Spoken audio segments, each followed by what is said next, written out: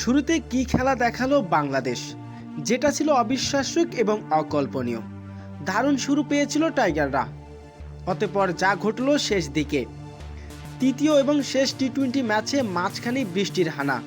বৃষ্টির কারণে ম্যাচটি 15 ওভারে নামিয়ে আনা হয়।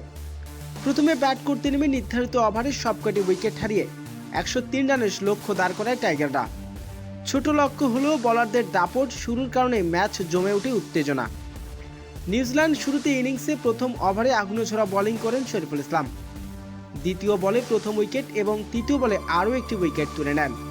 এক ওভারে ম্যাচের চাপ তৈরি করে ফেলেন তিনি। পরে নিজের স্পেশাল তৃতীয় উইকেট তুলে নিয়ে ব্ল্যাক কাপদের চাপে রাখেন এই পেসার। এরপর শরীফুল ইসলামের নিয়ন্ত্রণ বোলিংয়ে 33 রানে 4 উইকেট হারিয়ে ম্যাচ থেকে প্রায় ছিটকে যাওয়ার মতো নিউজিল্যান্ড। তখন মনে হচ্ছিল জয় নিশ্চিত টাইগারদের। তবে শেষ দিকে ঘুরে দাঁড়ায় ব্ল্যাক ক্যাপরা।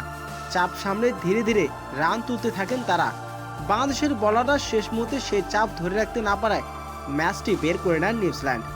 দারুণ শুরুর পর শেষটা ভালো হয়নি টাইগারদের। হতাশ নিয়ে মাঠ ছেড়েছেন শরীফুল ইসলাম।